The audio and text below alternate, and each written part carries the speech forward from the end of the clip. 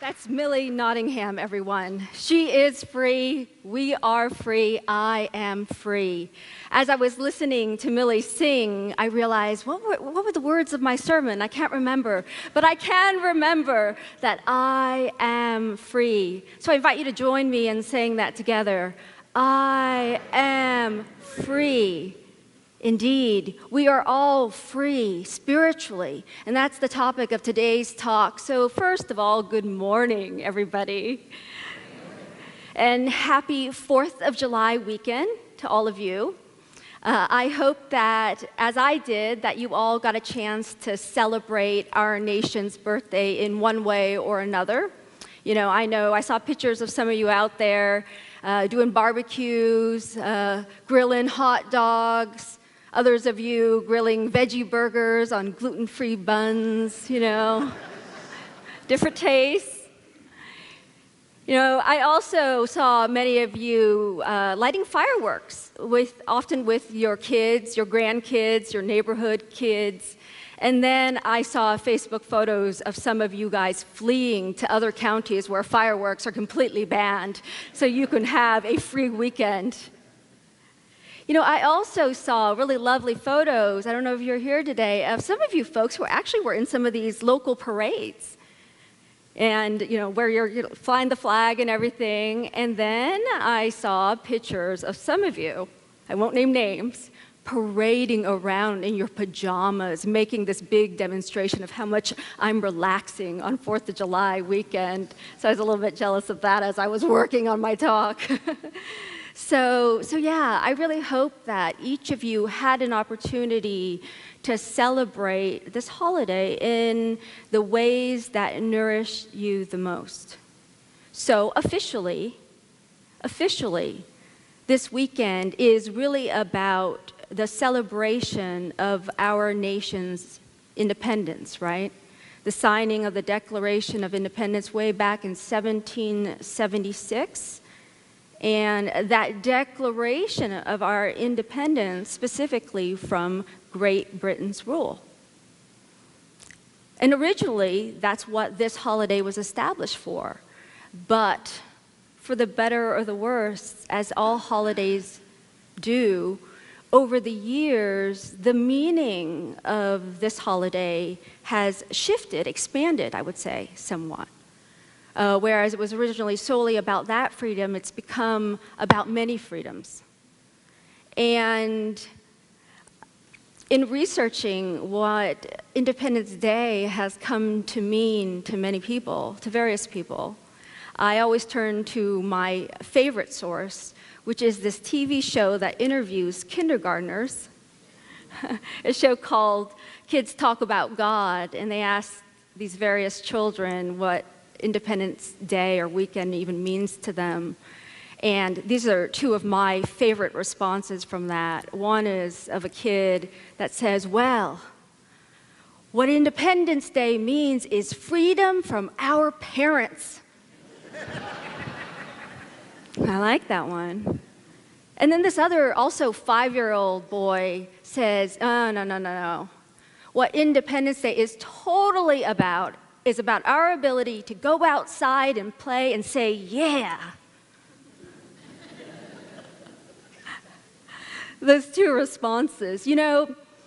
Out of the mouth of babes, right, come spiritual truths, come these basic truths about our humanity. Even if these answers weren't quite historically accurate, as I reflected on them, I think the reason I resonated with them so much is that, first of all, one, freedom from parents, to me, speaks to our human desire for autonomy and self-governance. Autonomy and self-governance, to be freed of parental control, if you will. And then the other freedom, the freedom to go outside and play, the freedom to pursue our happiness and say, yeah. These two very basic human desires were being voiced through these little boys. So today, I want to invite us to really take the opportunity of this weekend to reflect on, to relish, and to celebrate the many freedoms that we all share. Certainly, we share worldly freedoms, right? And by worldly freedoms, I mean very basic freedoms like the freedom of speech, the freedom of press here in the United States, the freedom to actually come to church, not have to hide. Those are freedoms that sometimes we take for granted. And I would be remiss on a day like this, at a time like this, not to mention the Supreme Court's recent ruling granting couples of the same sex to marry. Finally, right? Yeah.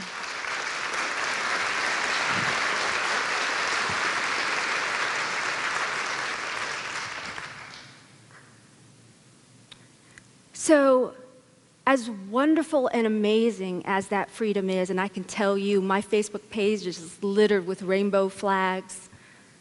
As wonderful as that freedom is, the freedom that I really want to talk to you all about today, the freedom that I believe is the most valuable, but oftentimes the least talked about, is actually our spiritual freedom.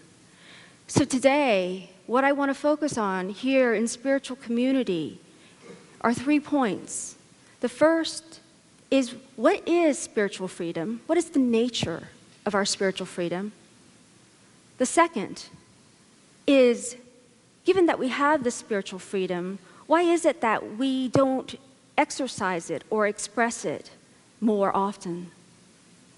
And the third point is really a how-to, which is my belief that it is through the spiritual discipline of prayer and meditation and the act of spiritual surrender, which is what I call a free fall, which is the basis of the name of today's talk, that all those things are the prerequisites to fully embodying, expressing our spiritual freedom in our lives, in our everyday lives.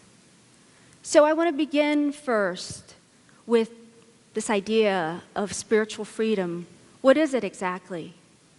Well, you know, unlike worldly freedoms, which we all know too well, can sometimes depend on your gender, your nationality, or your race, spiritual freedom is universal. Everyone is entitled to spiritual freedom by birthright as children of God. Everyone is entitled to spiritual freedom by birthright, because everyone is a child of God. Now, worldly freedoms or external freedoms can be very imperfect, right? And they're relative, they're relational. My ability to stand right here at this moment in time precludes you from coming up and standing here in the exact same place at the exact same time. There's a relational and relative freedom that exists in the world, and much of our bickering over freedoms is about navigating those worldly freedoms. But the beauty of spiritual freedom is it counters our concepts of freedom in the world, in that spiritual freedom says, you have the freedom to express and totally be your authentic self, to demonstrate your divine nature, all those spiritual qualities, maximally, at all times, and no one else can interfere with that freedom. No one's exercise of the freedom to shine their own light and be dazzling, be divine, interferes with your freedom to do the same. That's how spiritual freedom differs from worldly freedom. So imagine that, a world in which we actually believe that everyone has space to really shine their own light, and that your magnificence and your true being and your need to really express yourself authentically does not at all compete or interfere with my own. Spiritual freedom. Now, Charles Fillmore, the co-founder of the Unity movement, defined freedom in this kind of unusual way.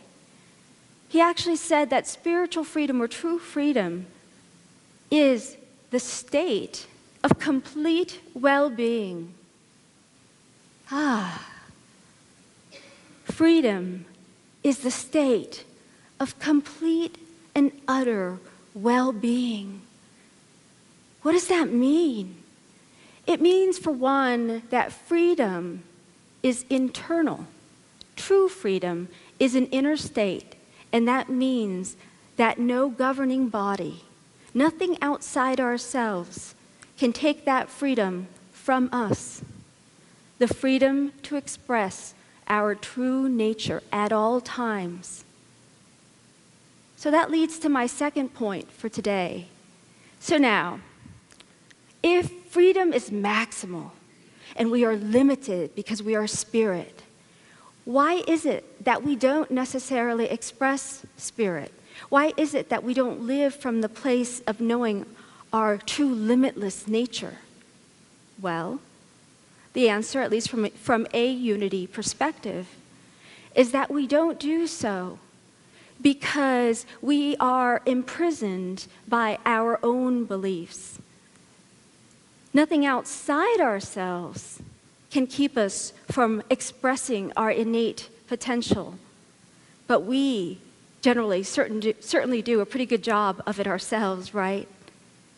We do it by virtue of bringing forth the beliefs from our childhood. You know, this little boy's desire to be free from his parents. Well, I think we all have that desire. How many of us carry our parents in our own heads? You know, the tapes, the stories, the criticisms, whatever I heard from my parents, I've carried into my adulthood. And so in that way, I haven't been as fully free to the extent that I've let those messages stay within me, right? So we become imprisoned, feeling like we cannot act because we fear the ramifications of our actions, or we cannot be happy because we fear we are not worthy of happiness, or we fear we cannot be happy because our happiness makes us feel guilty because our family is so miserable. You know, and so we have these tapes and these stories around the permissiveness of our own well-being, our inner state. And those things tie us down. So Osho, a spiritual teacher, said this: true freedom is always spiritual. It has to do with your inmost being, which cannot be chained, handcuffed, or put into jail. Recently, I read a really inspiring and very literal example of this truth, how the spirit cannot be put into prison. There's an article called Prisoner of Fear that was published by Unity School of Christianity in the early 1900s. And in it, a woman who grew up in a very impoverished family, who found herself in a life of crime since she was a little girl, who found herself in prison for theft, encountered truth principles by virtue of a Unity volunteer from Unity Village who came and visited her in prison. This woman came and visited this other woman, I'll name her Sue. And so Sue, as this inmate, gets to hear what? You are a child of God. You deserve all good. You have all power to express your divine potential. She heard these kinds of messages. And she said, frankly, when it started out and this teacher came to me, all I could do was say, teacher, just tell me how to get out of prison, you know? And the Unity teacher responds to this lady, Sue, and says, first, go practice forgiveness. First, go look at all of your limiting beliefs, your beliefs in greed, your feelings of hatred, your envy. Look at all these aspects of your consciousness. And the lady actually started to listen. Something woke up in her. And this is what she says about this. She says, before the law had put me in prison, I realized that I had forged chains around my own neck by my thoughts of worry, fear, greed, hatred, and envy. This self-made chain was holding me tighter than any man-made law or prison ever did, she says. When I read this story, I thought, wow, to what extent have I forged similar chains? Chains that caused me to lose sight of my own inner freedom, my ability to be joyful, to be peaceful, to be loving, no matter what was happening to me on the outside, no matter what seemed to be limiting my good from the outside. What are the links? What beliefs build your chain? And what can you unravel? She learned that she could unravel these chains, but it didn't happen overnight. She learned that it would take a process of work, inner spiritual work, again, forgiveness work, prayer work, meditation work. But ultimately, what this woman teaches us so powerfully is that we ourselves can live always with this knowing that I am free. I am free to be joyous. I'm free to be happy. I'm free to be calm and peaceful. I am free to be an expression of love no matter what may be happening in the outside that seems to limit my ability to express any of these spiritual qualities. She teaches us this so that we know. And what's ironic is sometimes when we come to know this in our own consciousness, then just like in her situation, our external environment tends to shift and change in accordance with our new consciousness. But I also want to add that this is not always the case. Sometimes the external environment stays the same. She could have stayed in a physical prison for the rest of her life. But the difference is she wasn't a prisoner anymore. She wasn't a prisoner of her own fears. She was free to love the women in her cell. She ultimately actually got out early because she was helping so many of her fellow inmates. She got out for good behavior. She was demonstrating love, showing her fellow inmates, you too are a child of God. So, this leads to my final point for today. This idea that true freedom isn't something that we can just like listen to the minister talk about in church, get excited about, and then go home and do nothing about. To have spiritual discipline, to have spiritual freedom requires immense discipline. Unity co-founder Charles Fillmore specifically says this. You know, he says when he talks in the definition of freedom in the revealing word written by Charles Fillmore, he says, in order to demonstrate freedom, we must have a discipline of prayer and spiritual meditation, he says. A time of communion with God, by whatever name you want to call God, communion with the divine, communion with oneness, communion with your universe in the silence of your own being. That is the work that transforms consciousness and makes us free. So, you know, in this modern world, I've noticed that we tend to really want to have a quick fix.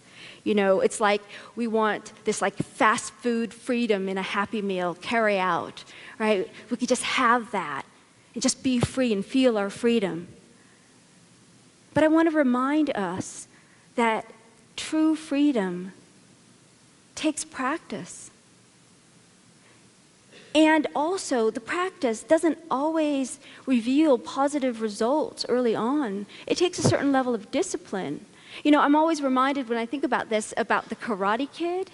You know, in the movie The Karate Kid, this guy goes to this karate teacher to learn karate. And the teacher puts him to work waxing a car. And so he has this process, wax on, wax off, wax on, wax off, and he gets so tired of doing this, and he finally complains. He's like, what is going on? You know, I came here to learn karate. And little does he know that this motion that he's doing, right, wax on, wax off, is actually training his muscles to learn karate, to learn his art. So, the more we practice the presence of God in our daily lives, the more we can do what I think is the ultimate gesture of freedom, which is to surrender fully to the moment. Kip Mazoy, and this is in your bulletin, says, it is all about surrender. It is all about letting yourself fall into this moment and remain in that free fall. It is all about surrender. Can you feel that? It is all about letting yourself fall into this moment and then remain in that free fall. Because only in the present moment are we ever truly free. But we have to develop the faith and the courage to fall into the moment. You know, when I was talking to Duke about this talk, and I told him it was about free falling, and he kind of scratches his head, and he says, well, is that like when you do that trust fall? And I said, exactly. If you haven't heard about this, if you've ever been to any sort of leadership retreat, right, you're invited to do this amazing experience, which is called a trust fall. So one person partners up with another, and you stand there, and basically they invite you to just let yourself fall down right into the arms of the person next to you. And I said, yeah, that's brilliant, Duke. Would you like to come demonstrate with me on Sunday? And, you know, I've been looking for him all morning.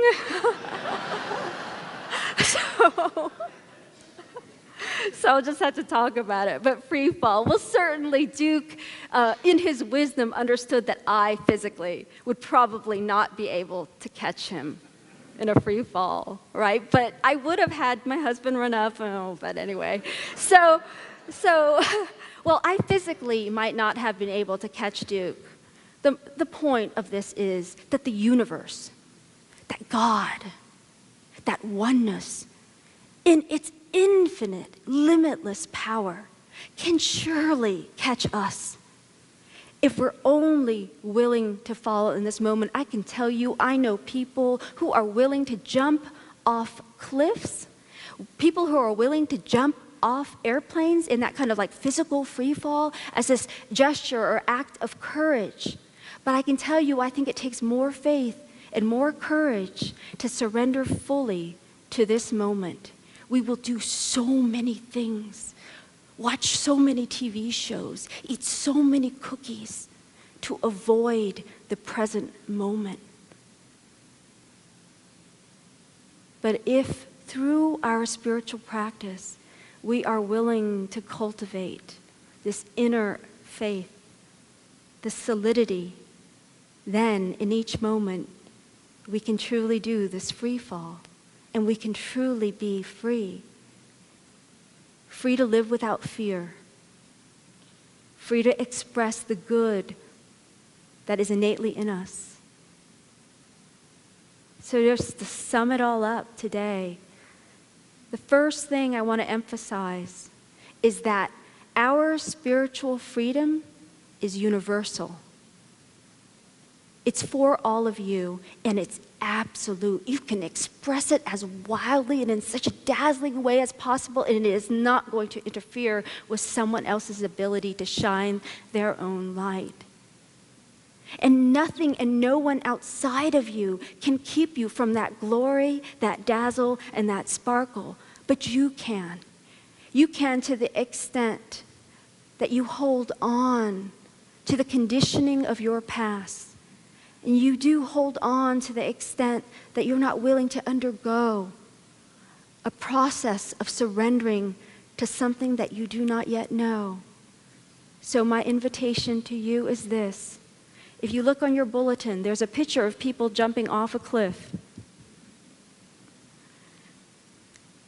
Not physically, but in consciousness. I invite you all, here in spiritual community together, to join me in this free fall into this moment. Thank you.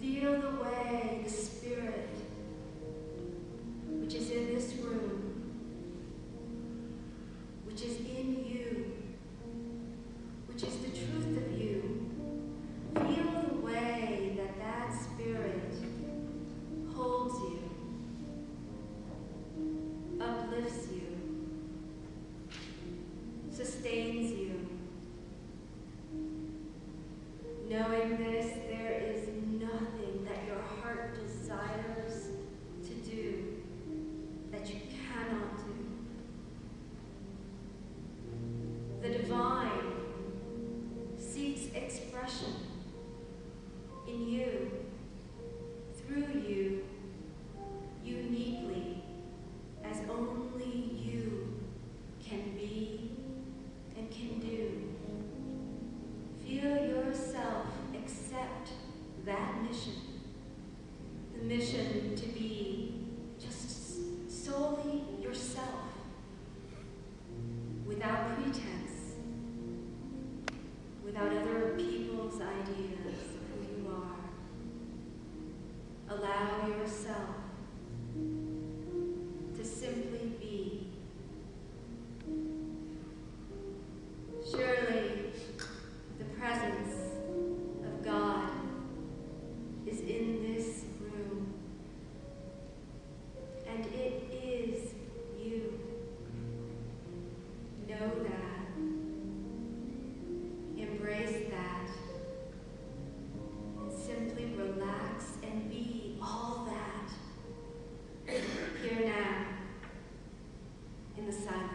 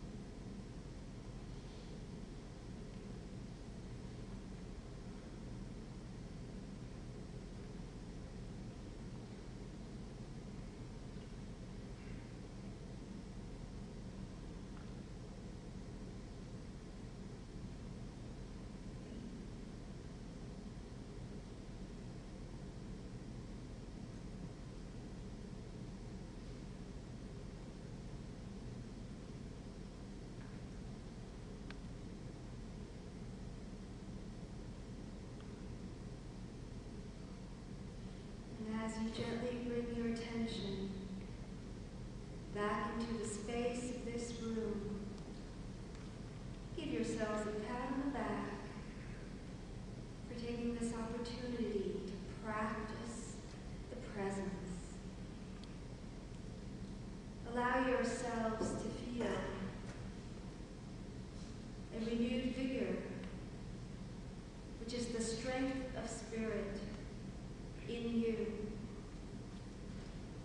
Allow yourself to feel a deep wisdom, which is the very wisdom of spirit, which is the truth of your being. Allow yourself to be more fully than you have ever been before in this life, an expression of your true self. Allow yourself here now to be free. And as you bring your attention back evermore into the space of this room and of other people, be aware of how your freedom does not impact or infringe on anyone else's freedom. Your light shines brightly next to everyone else's light in this magnificent room. Surely the presence of God is everywhere here, and so it is. And amen. I am free.